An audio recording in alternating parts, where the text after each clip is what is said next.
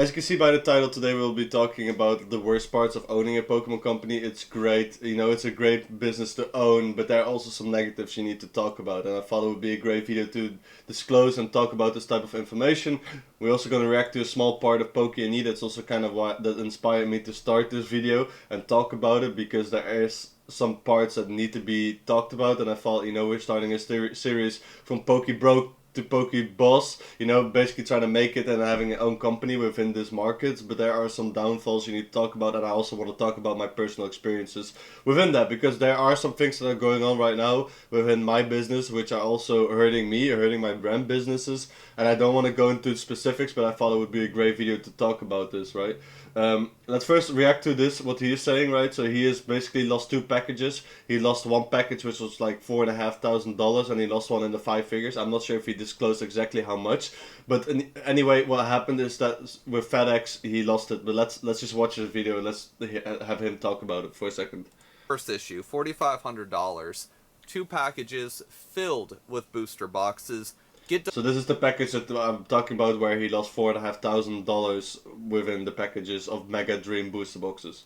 Delivered to some random house. No idea who this person is. All I have to go by is the siding color and the porch color. And yes, I did drive through my neighborhood like a maniac trying to find this house, but it could be anywhere in the city.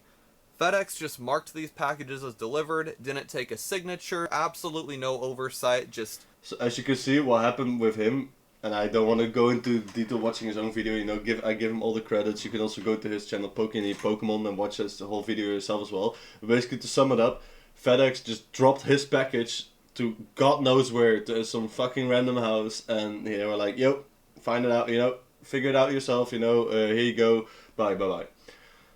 That's how quickly it can go wrong, because the problem with these Pokemon things is that you're ordering in larger quantities, and these larger quantities get delivered, and you need to make sure that the delivery company, it's marked, and you can say it's insurance, but it's a whole process, right? So okay, you can insure your packages, right, and that's a great thing. I recommend everyone to do that, because we'll go later into some personal stories of my company, what's going on right now, why you should always insure it. But just to think about the process that it takes if you lose a package and it's insured, like, you will probably get your money back, but let's just think about the amount of time that goes into it, the amount of headache that goes into it. With headache, I mean that you need to worry about they actually returning your money because it's their mistake or something went wrong or whatever. Especially around these holiday seasons where companies like PostNL in the Netherlands or FedEx or bigger shipping delivery companies, they hire random people. I don't want to say random people, but they hire more staff which are maybe not as experienced or qualified for the job as they normally would have, because they're just busy. And I don't blame them for doing that, but there are some risks that come with this, because they will check packages maybe and it says, I don't know, it says your brand name, your Pokemon name on it, right? And they think, hey, this is Pokemon, there must be some Pokemon in it, why don't I take this package home to my place or deliver it to a friend, whatever, because that's so much money that's inside of those packages. So, and PokeBroke talks perfectly about this, because he's like, for small brands, this will kill you. If you place a large order, trust me, I've done that sometimes, where your whole inventory just goes into one order, because that's what you need to do to grow, right? If you see a great buying opportunity, you need to spend all your money into it as much as you can, so you can flip it and you can have more money, right? So that makes sense, right? You can't, if I have a budget of €1,000, right, and I find a great deal where I can make a lot of money, I'm not going to spend €100 on that deal. I want my whole inventory to go there so I can grow faster from 1,000 to 2,000, etc. You get what I mean? So right now I have some things going on with my company with this as well. So I have 2 customers. It's basically right now one big customer which placed a large order, and there's some things that have gone bad between us. Like, I sent him, for example, the wrong package, which was my responsibility, so I take full account of that. But he sent it back and that was all fixed. I sent him an extra collection box for his troubles, to send it back, and for the shipping cost for him. So that was all solved. But then he wanted to return it again, and he sent it back to me, and it was like €500 worth of stuff, and it just got lost. He sent it back to me.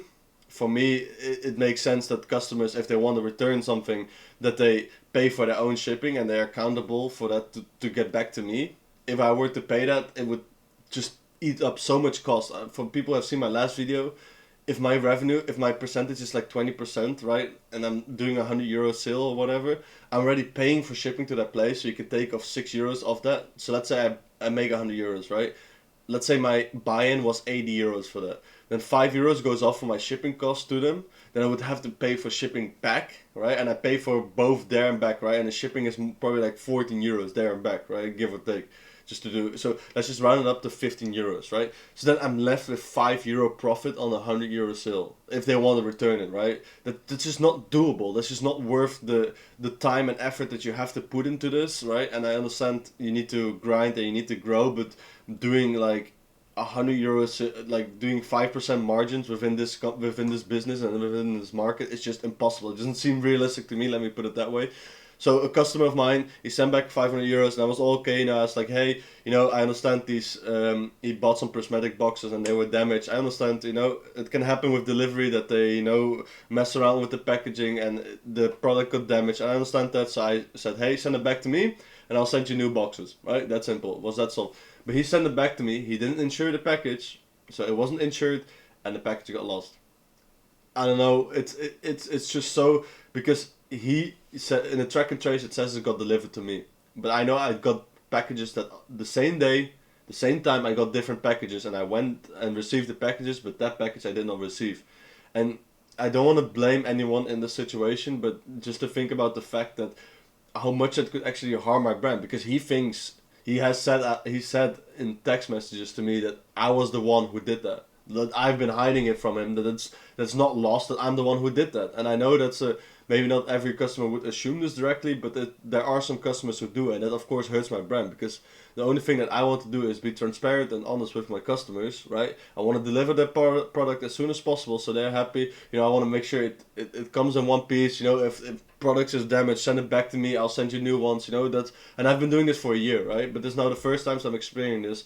And there is another customer who has been saying, hey, I'm gonna damage you on social media, I'm gonna leave like multiple Google reviews, I'm gonna, and I'm like, it's not my problem. It is my problem. I don't want to say it like that, but I'm trying to do my best the past like 11, 12 months, let's just say the past year, trying to make everyone happy with their packages being delivered in a respectful way, that so it doesn't get damaged and it don't get lost, and now something does get lost and it's on the customers, in my opinion, the customer's fault, because it didn't insure the package, right? I don't want to place on the customer, but the process would have been a lot easier with getting the money back, with not insuring a package of €500, and then blaming that on me and saying that I'm the one who took that package, which, yeah,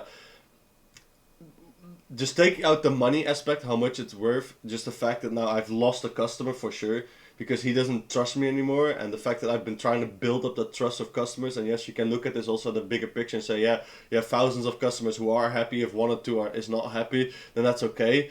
I don't like to look at it that way, because for me, customer relationship is very important. I like to, make sure that my customers are happy with me, that they are long life customers, not just a one-time purchase, but they keep on returning customers. And yeah, with this type of stuff, it's impossible. And, it gets back to the bigger picture, where you're talking about the fact that as a Pokemon company, you are reliant on so many things to go right. And there are Pokemon, and like I've said in the last video too, is a very, very high margin, low margins, high sales. So let's say you sell a product of so if you see my sales, you always think, whoa, he's rich, blah, blah, blah. No, it's not. You only have 20%, 30%, 10% average margins. Right now where I'm at, right? If you have distribution, that's a whole different story. Or if you're bigger than me, that's a whole different story. But right now where I'm at, and that kills me. The fact that I'm losing this type of customers and they are gonna damage me. If I were to have 1 million in inventory, I would be like, hey, the €500, in theory, it would hurt me still. It would be a bad thing, but I would be like, hey, I'll compensate it. But this type of money is for me a lot of money, and that if this were to keep on happening every time, it could kill me. And the fact that I've been, like, not kill me, but kill the company, and then everything you've been working for a year is just thrown out of the window.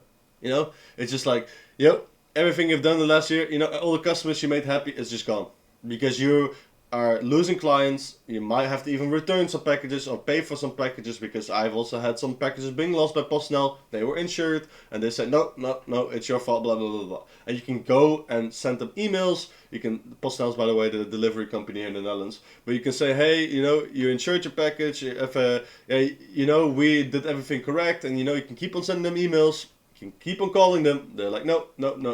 And then you can keep on going at it for months, but at some point you're like, it's not worth my time anymore, So I don't want to make this a rant video. I just want you guys to, sorry if that kind of became a rant video, because, it's taking up a lot of my time, and everything you worked hard for is kind of just thrown out the window in a very short time.